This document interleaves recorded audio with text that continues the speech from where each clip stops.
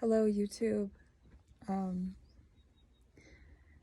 This video is not glamorous and it's not full of gimmicky stuff. I'm not sponsored by anybody, obviously. And obviously I'm not doing this video to show you how great I look today. I just wanted to be real with you, everybody, and show you what the aftermath for me looks like after an IST episode and anxiety attack at the same time. So what I'm trying to say is that this morning I had problems with my heart because I have inappropriate sinus tachycardia, and I also have chronic anxiety and panic attacks. So when they both happen at the same time, it's debilitating and sad and scary, and all you want to do is find somebody to help you, but I'm home alone, so it's just me and I had to deal with it by myself. I've always had like a safe person to call, and that's my mother, but she has her own problems, so sometimes it makes it worse to talk to her. But I'll tell you what happened this morning. So I usually get really bad heart palpitations after I eat. It's just the way it is. It's called postprandial tachycardia. So after I eat, I start feeling a lot of adrenaline in my body, and then my heart rate goes up and it just doesn't stop. Like it'll go like 135, 140 beats a minute just sitting. So if I were to get up and go up the stairs, my heart can go up to like 170, 180 beats a minute. So I feel defeated right now.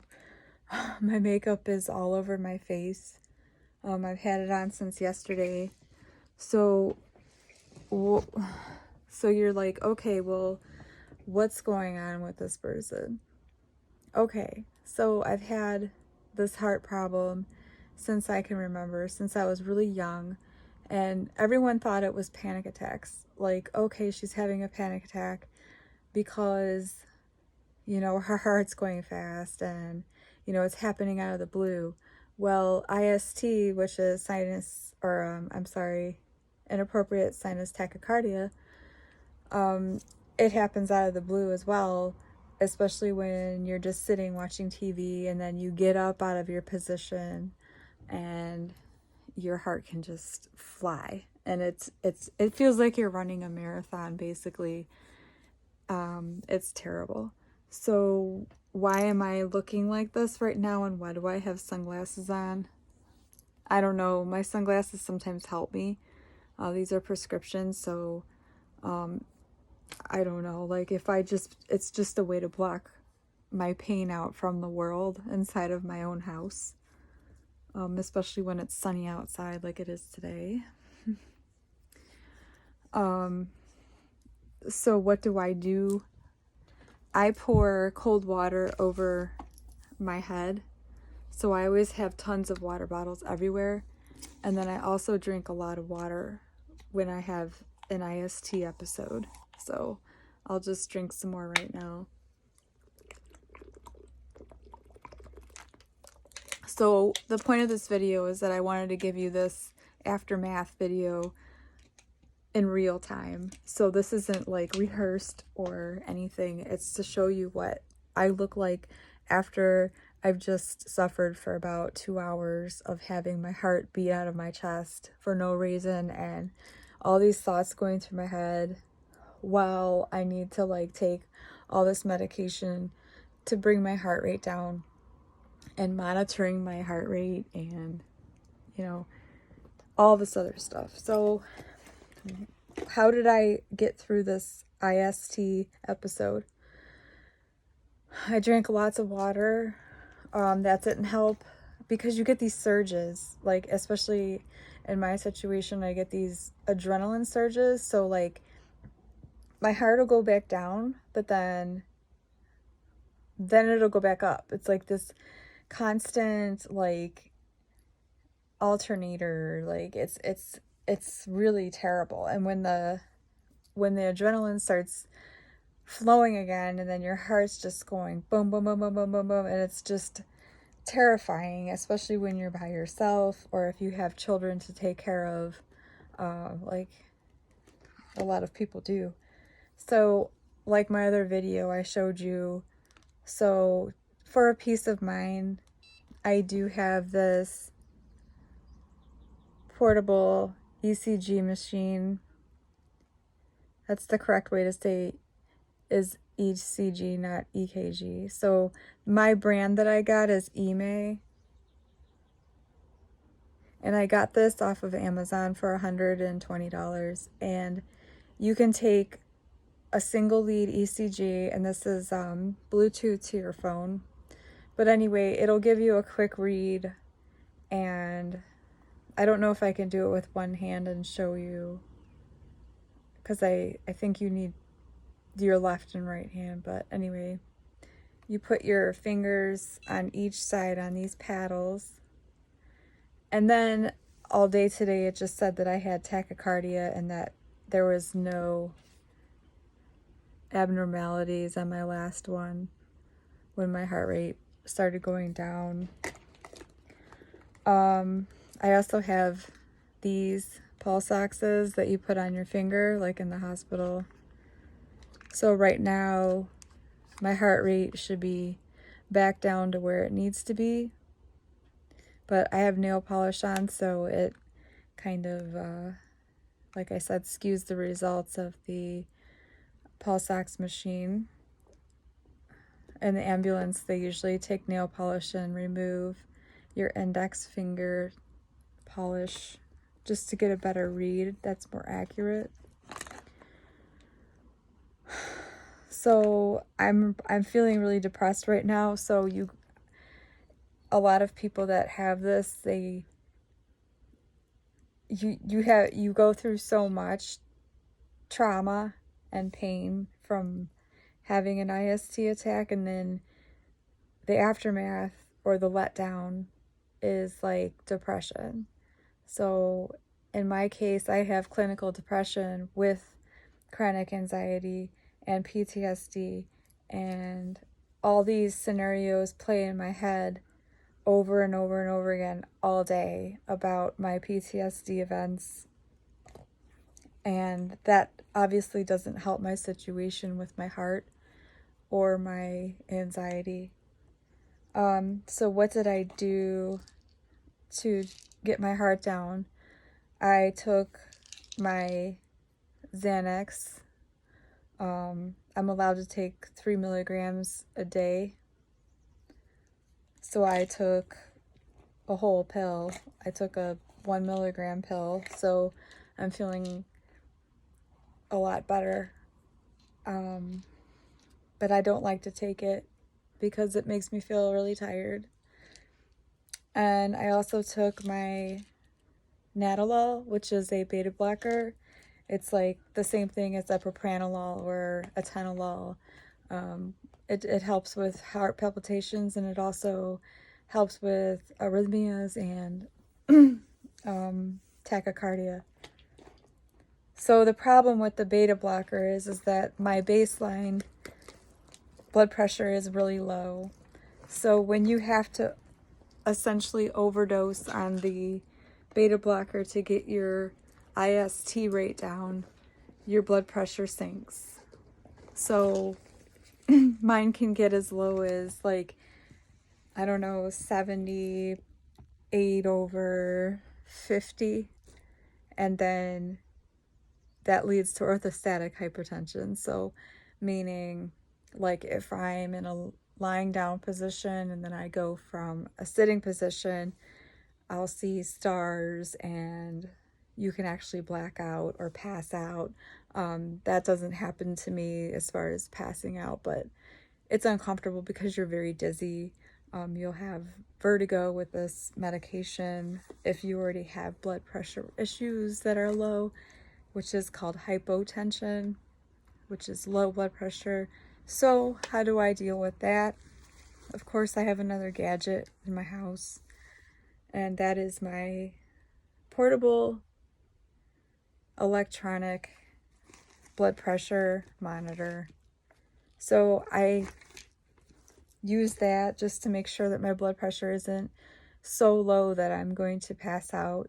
And if it is, you can always eat something high in sodium. You can actually eat salt if you needed to for an emergency, like I've had to do before. Or you can just eat like chips if that doesn't bother you. I can't eat things like that, so I'm really limited. Or you can just grab like wheat thins or something high in salt, like pretzels, and then that'll help you regain your blood pressure to make it high enough so that you can actually function.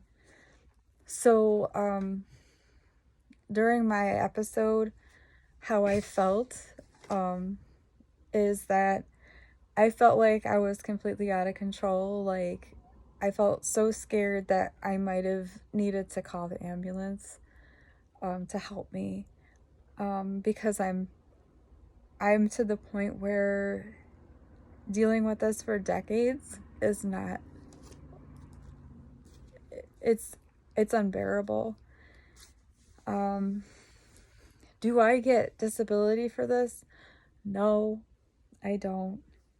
How do I function during the day? I barely function during the day. It is very difficult for me to function. Like, for instance, getting out of this chair, if I were to monitor my heart rate, it would just fly up to an uncomfortable, probably about 135 beats a minute. And then if I wanted to eat something, then it would make it even more uncomfortable. So I have to wait for times during the day that is comfortable for me to eat, because I know that when I eat, it takes 10 minutes after I eat to just feel like crap. Like, it literally makes me feel sick to eat, because my heart can't take the exertion that it needs to pump blood to my digestive system. So when you're eating, your body needs energy to process and digest the food, and my heart can't really sustain that without putting more stress on my heart and systole when it's contracting. So it's like, even the things that I enjoy, I can't eat. And it's very difficult. So right now I'm sitting in this room, which I usually don't sit in, but I am, just because I'm trying to get a different perspective of the day, and maybe I can go outside in the backyard today, which is a nice backyard. But with anxiety and agoraphobia, which means you never leave the house, things can get really complex. And you're like, oh, well, just going out in the backyard, what's wrong with you? Well, there's a lot wrong with me. That's why I look the way I look right now. This is what anxiety does to you after years and years and years of suffering. I thought that it would get better one day in my life, but it's just not. I never expected my heart to just give up like it's giving up. And it's terrible. I don't go to the store by myself. I need someone to drive me to the store in case I need to leave the store in the midst of shopping. If I have like a heart episode, then I have to leave where I'm at. It's very scary to have episodes when you're in public, because you have to act like everything's okay. And if someone notices that you're not okay, then it makes you even more nervous, because you're like, oh my God, they're noticing that I'm not okay. And then the anxiety kicks in over the physiological symptoms, and it's just absolutely terrifying. especially if you have social anxiety like I do. So when you're around a lot of people and you already feel nervous and then you have an IST attack, it's a double whammy. You're completely frozen. You want to freeze. For example, I was just at the store the other day and I just wanted to go shopping to buy some clothes, and it was a small store. They had like couches and stuff in the back. And I had a few things in my cart, and then all of a sudden I was having an inappropriate sinus tachycardia episode where my heart just started beating out of my chest, and I froze up. I couldn't even walk, because if I started walking and pushing the cart, then that would be too much stress on my heart. So I'm like, okay, I have two options. I could sit on this couch back here and be stuck in the store, or I can just push through this and get out the door and into my car so I can sit there and pour water over my head or whatever I need to do. So in the most humiliating way, I made it to the cashier and I'm shaking and I'm probably looking terrified, like I just got located by some serial killer and I knew I was gonna get chopped up or something. And she's like, "Are you okay?" And I said, "No." I said, "I am having a very difficult time right now." It took a lot of energy for me to even get the things out of the cart. Physically exerting myself that minimal amount is just depressing. You should be able to go shopping and get things out of your cart and not feel like you're going to die or like pass out. It's just not fair. I feel like I'm 90 years old, and I know 80-year-olds that are way more physically fit than I am and able to do more. And it's just depressing. There's a whole world out there, outside, you know, for me to go to, and I feel so bound to the house because it's safe to me.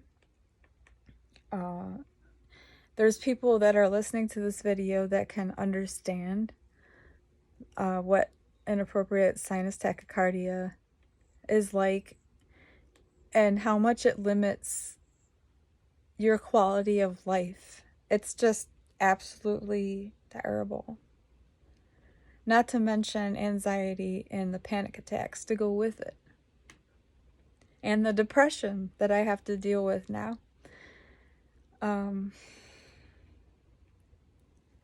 I'm not on here to feel bad for myself. I'm here to make this video so that other people that have the same diagnosis that I have can feel more safe in a way, to know that there's someone out there that's suffering every day from the same thing that you're suffering from.